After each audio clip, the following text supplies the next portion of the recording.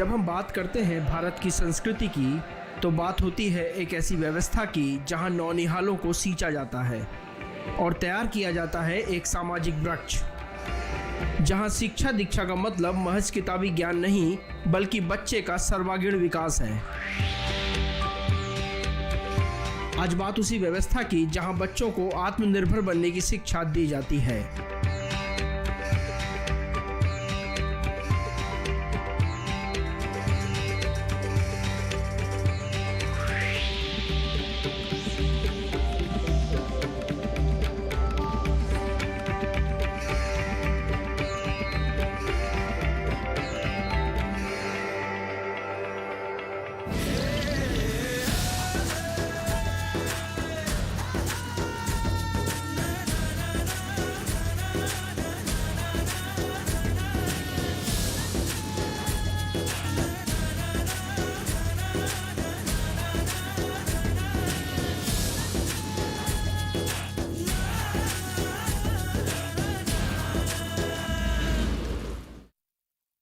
स्वास्थ्य सेहत इंडिया में आज बात गुरुकुल की, यहाँ के रहन सहन की, यहाँ के खान पान की और बात आयुर्वेद की।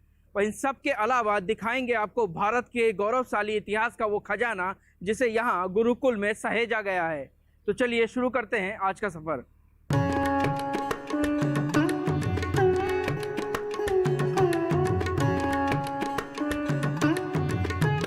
हरियाणा के झज्जर में बसा ये गुरुकुल इस क्षेत्र के सबसे पुराने गुरुकुलों में से एक है, जो अपने सख्त नियम कायदों के लिए जाना जाता है।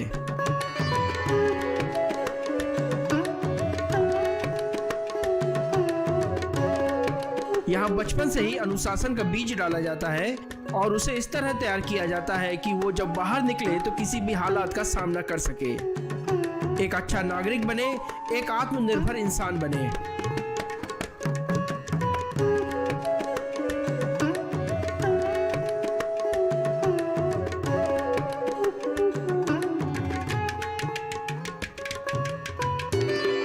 सन 1916 में झज्जर नगर के एक प्रतिष्ठित पंडित परिवार से पंडित विश्वंभर दास ने इस गुरुकुल की स्थापना की। गुरुकुल की नींव स्वामी श्रद्धानंद जी के द्वारा स्थापित करवाई गई, लेकिन सन 1942 से स्वामी ओमानंद जी यहाँ के आचार्य नियुक्त हुए। जब से स्वामी ओमानंद जी ने संस्था को संभाला, तब से निरंतर प्रगति के पथ पर अग्रसर होती रही। यहाँ से सैकड़ों स्नातकों ने शिक्षा पाकर के विभिन्न क्षेत्रों में सामाजिक सेवा के लिए उन्होंने कार्य किया है। इसके साथ साथ अनेक स्नातकों ने राजनीतिक क्षेत्र में भाग लेकर के और उस तरह से भी प्रांतीय सरकारों में सेवाएं दी हैं।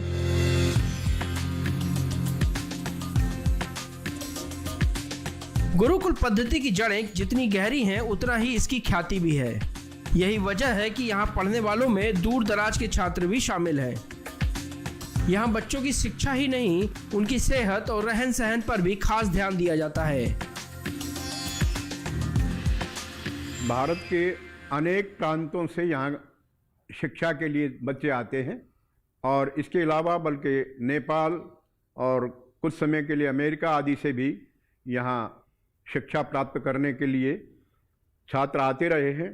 तो विभिन्न प्रांतों से और मुख्यतः हरियाणा के ग्रामीण क्षेत्र से अधिक छात्र यहाँ विद्याध्ययन कर रहे हैं, करते रहे हैं और उनके अच्छे स्वास्थ्य के लिए, अच्छे संस्कार प्रदान करने के लिए यहाँ सुबह से 4 बजे से लेकर के ब्रह्म मुहूर्त के समय से सायंकाल 9 बजे सोने तक पूर्ण दिनचर्या नियमित तौर पर चलती है।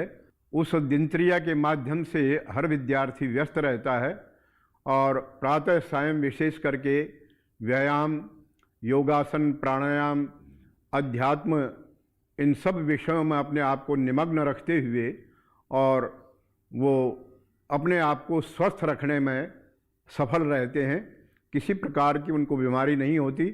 अधिकतर अब कोरोना काल में भी जो वैश्विक महामारी चल रही है, इस वक्त में भी यहाँ किसी भी छात्र को इस प्रकार की कोई व्याधि उत्पन्न नहीं हो पाई। जब हम आत्मनिर्भर शब्द का इस्तेमाल करते हैं तो गुरुकुल उसके मापक पैमाने पर सटीक बैठता है, क्योंकि यहाँ पर पढ़ने वाले बच्चे बुनियादी जरूरतों के लिए बाजार के मोहताज नहीं रहते। अनाज, सब्जियां, दूध सब कुछ यहीं उपलब्ध है। यहाँ की गौशाला सही मायनों में गौशाला है। यहाँ ज्यादातर वे गायें हैं जिन्हें दूध न देने के कारण छोड़ दिया जाता है।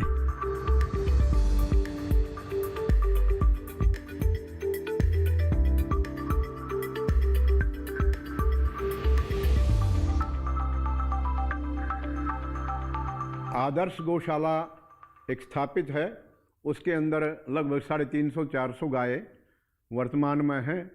अधिकतर देसी नस्लें, विभिन्न जो देसी नस्लें हैं अपनी भारतीय, वो चाहे हरियाणा नस्ल है, गिर नस्ल है, साहिवाल है, राठी है, थारपारकर है, इन सभी नस्लों को यहाँ संरक्षण एवं सुरक्षा दी जा रही है, बढ़ाया जा रहा है।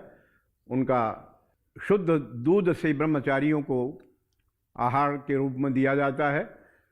तो इससे जहाँ ब्रह्मचारियों को शुद्ध गाय का दूध मिलता है अमृतमयी, उसी तरह से उन गौ के संरक्षण में और उनकी रक्षा में ये संस्था विशेष ध्यान देती है। इसके साथ साथ अनेक, चाहे वो गोरक्षा आंदोलन रहा हो, अन्य गौशालाओं के संचालन में जो भी यहाँ का विशेष सहयोग रहा हो, वो समय समय पर रहता है।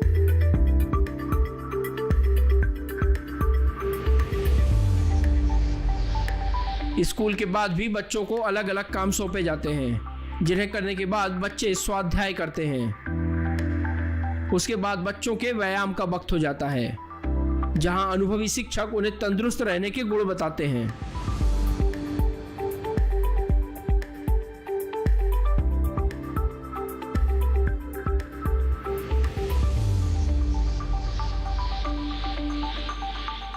यहाँ डाइट का प्रबंध अच्छा है, ब्रह्मचारी की पालना ज़्यादा यहाँ होती है। यहाँ गुरुजी का और कोच का ध्यान बच्चों की तरफ ज़्यादा है, शिक्षा की तरफ और साथ के साथ खेल की तरफ। यहाँ विद्वान भी बनाए जाते हैं, ब्रह्मचार्य का पालन किया जाता है और पहलवान भी बनाए जाते हैं। यहाँ अच्छे इंसान बनाए जाते हैं। गुरुकुलों में और व्यायामशाला में यही अंतर है, यहाँ शुद्ध शाकाहारी भोजन मिलता है, गाय का दूध, गाय का घी मिलता है, बादाम मिलते हैं।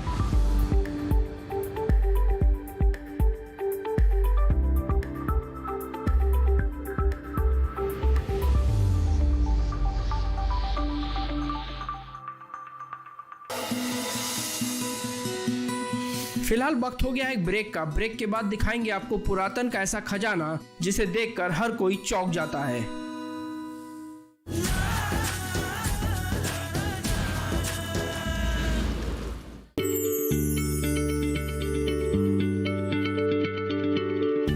क्या आप किसी बीमारी से परेशान हैं? चाहते हैं डॉक्टर की सलाह? तो हम हैं आपके साथ, बताएंगे आपको जीने की राह। समस्याएं आपकी, समाधान देश के मशहूर विशेषज्ञों के। घर बैठे बात करें देश के जाने माने डॉक्टरों से। हमारे लाइव प्रोग्राम स्वस्थ किसान में हर शनिवार शाम 6 बजे से 7 बजे तक।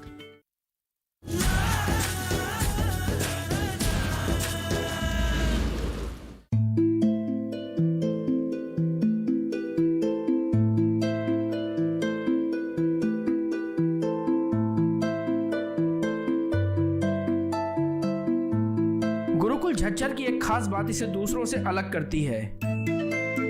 यहाँ भारतीय पुरातन का ऐसा खजाना दबा पड़ा है जो आपको हैरान कर सकता है। यहाँ मौजूद टेराकोटा की मूर्तियां, हजारों साल पुराने सिक्के, बर्तन, हथियार हमेशा से शोधकर्ताओं के आकर्षण का विषय रहे हैं।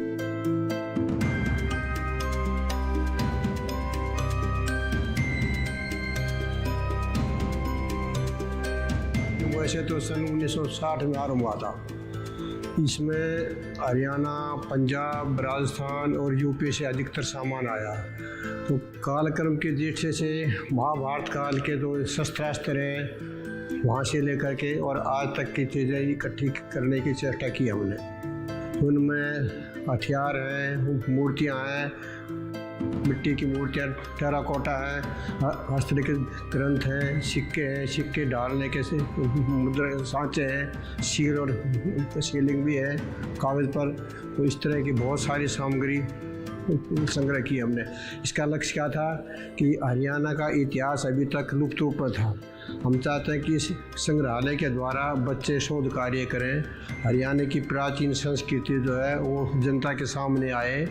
तो बच्चे शोध कार्य करें, ग्रंथ लिखें, कोई एमफिल करे, कोई पीएचडी करे, इस तरह की हमारी योजना है ये।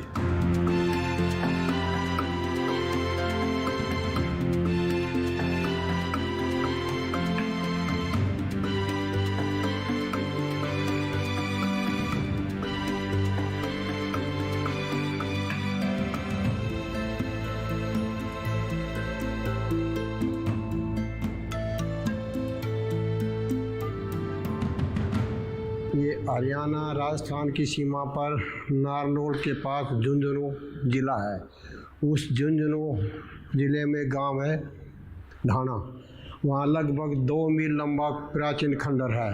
अभी तक सरकार का कोई संरक्षण नहीं। वहाँ मूर्तियाँ निकलती हैं, बाहर के लोग आते ले जाते।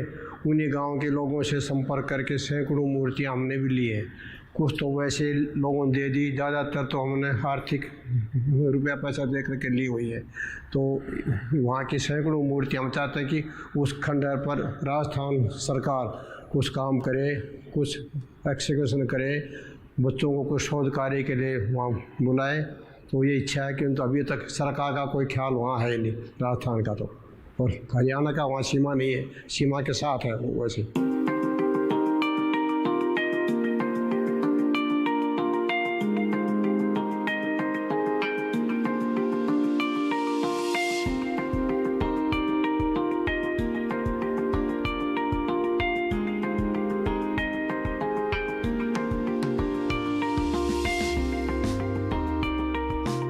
एक विद्वान कोई आए थे जर्मनी के, वो यहाँ के हथियारों का सैंपल लेके गए, चूरा। उन्होंने वहाँ से खबर दी कि 5000 साल के हैं। तो 5000 साल हम यहाँ से महाभारत युद्ध को कहते हैं। हमें लगता है कि महाभारत युद्ध के से संबंधित है। ऐसे सैकड़ों शस्त्रास्त्र अपने पास है। उसके बाद राजस्थानी राज्यों के, जयपुर के, जोधपुर के हथियार जो अंग्रेजी काल में चलते थे या मुस्लिम काल में, ढाल है, तलवारें हैं, वो भी संग्रह की हुई है।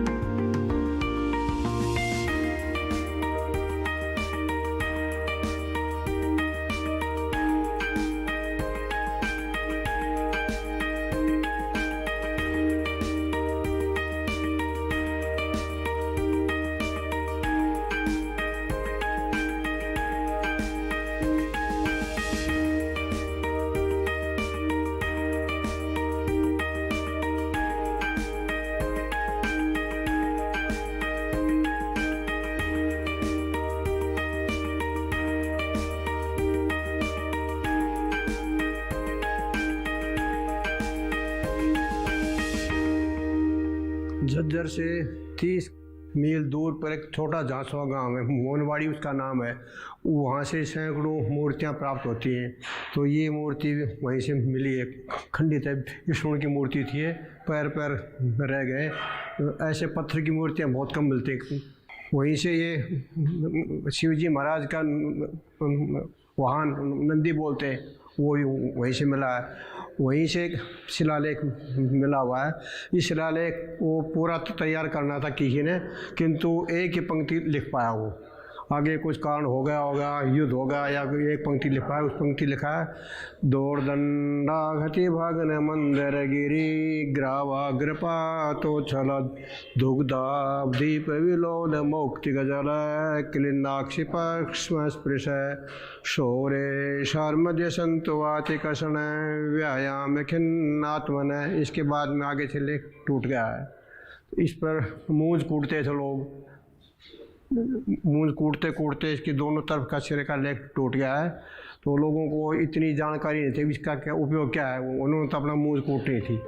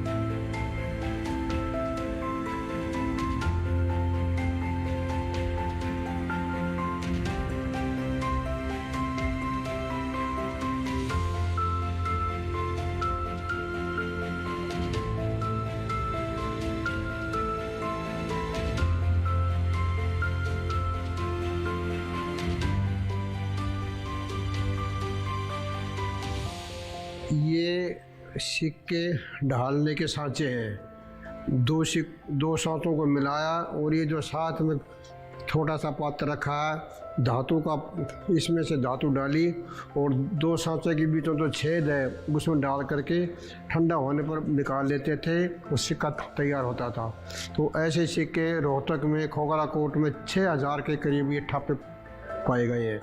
तो ये सिक्के ढालने के सांचे, ये बहुत रेयर चीज़ है, हर जगह नहीं मिलती। जहाँ राजधानी होती थी वहीं मिलते थे।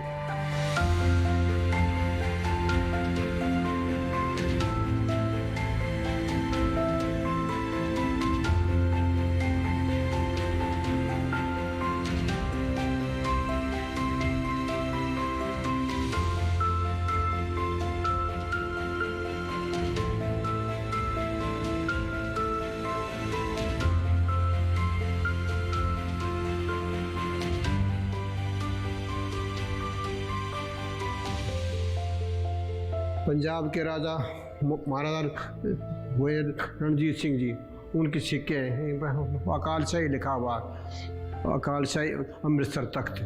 तो उनके साथ कांगड़ा ही हिमाचल में है, वहाँ के शासकों के भी सिक्के हैं ये। तो चेष्टा की कि हर जगह के सिक्के इकट्ठे किए जाएं।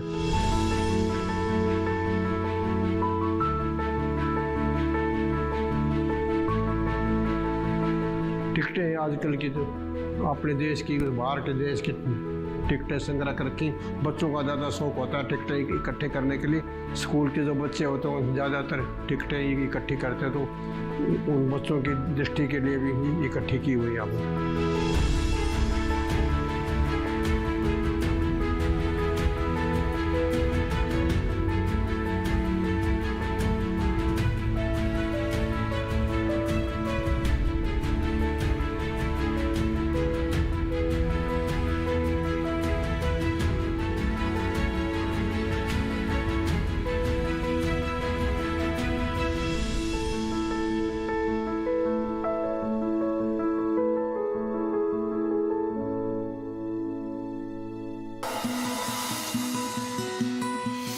यहाँ एक ब्रेक ले लेते हैं। ब्रेक के बाद देखेंगे कैसे तैयार होता है गुरुकुल में बच्चों का भोजन।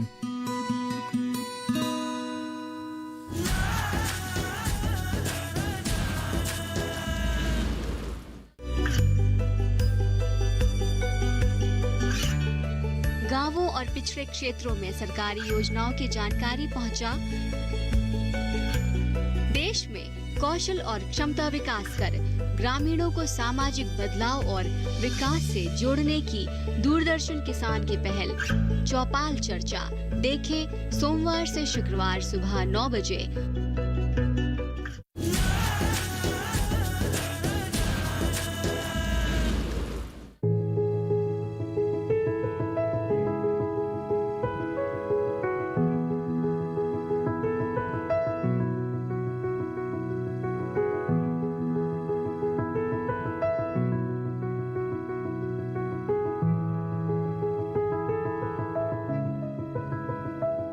गुरुकुल में बच्चों को हर काम में शामिल होना होता है, चाहे फिर वो आश्रम में झाड़ू बुहारना हो या फिर खेतों से सब्जी लाना। यहाँ पर खाना बनाने का मतलब सिर्फ रोटी सब्जी या दाल रोटी पकाना नहीं है। इसका मतलब है हर उस गतिविधि में हिस्सेदार होना जो भोजन के लिए जरूरी है।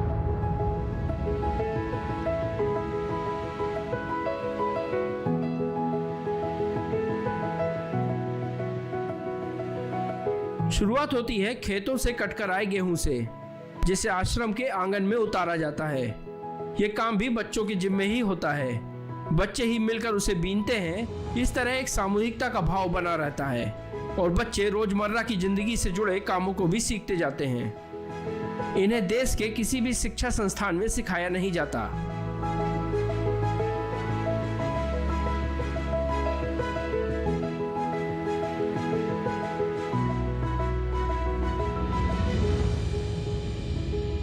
इसके बाद बच्चों को ही खेत से सब्जी लाने का काम सौंपा जाता है, जहां उसके भीतर खेती को लेकर एक समझ विकसित होती है। वह जान पाता है कि सब्जी कब तोड़नी है, कौन सी सब्जी कच्ची है, कौन सी तैयार है।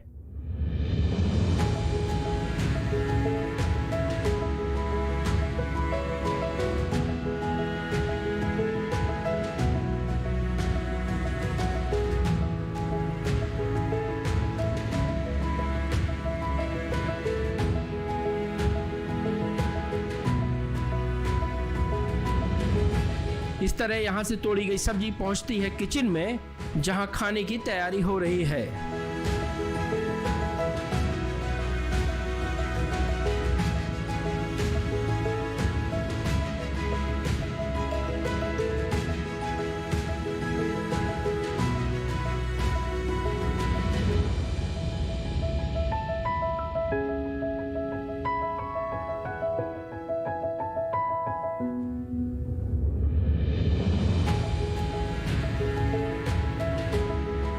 आश्रम के खाने को लेकर एक जरूरी बात है, यहाँ खाने की पौष्टिकता पर ज्यादा ध्यान दिया जाता है और बच्चों को हमेशा एक तरह का ही खाना दिया जाता है। इसका एक फायदा तो यह है कि उन्हें सादगी भरे जीवन को जीने की आदत बनी रहती है। दूसरा, इस तरह के खाने से उनकी सेहत भी ठीक रहती है, क्योंकि जब आप एक जैसा खाना खाते हैं तो लीवर को उसे पचाने के लिए ज्यादा मेहनत नहीं करनी पड़ती।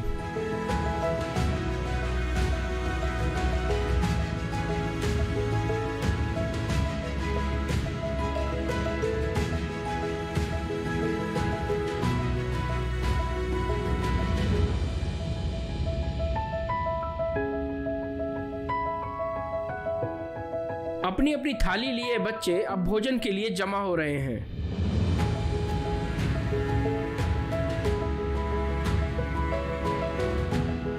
हमारे यहाँ पर 3 टाइम खाना दिया जाता है बच्चों को लिए। सुबह दूध दलिया दिया जाता है, दोपहर को सब्जी रोटी और चावल दिया जाता है जी। शाम को सब्जी रोटी, शाम को चावल नहीं दिया जाता।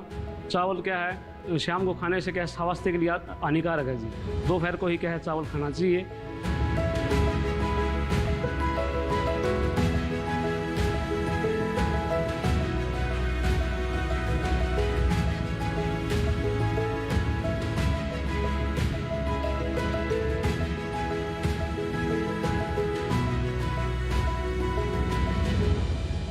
गुरुकुल सिर्फ एक विद्यालय नहीं है, गुरुकुल सिर्फ एक ऐसी जगह नहीं है जहाँ लोग विद्या अध्ययन के लिए आते हैं, पढ़ने के लिए आते हैं, बल्कि गुरुकुल एक पूरी जीवन पद्धति सिखाता है, गुरुकुल संस्कार सिखाता है। ये सारे बच्चे जो आसपास के क्षेत्रों से यहाँ आए हैं, यहाँ रहते हैं और साथ में सामूहिकता में भोजन करते हैं।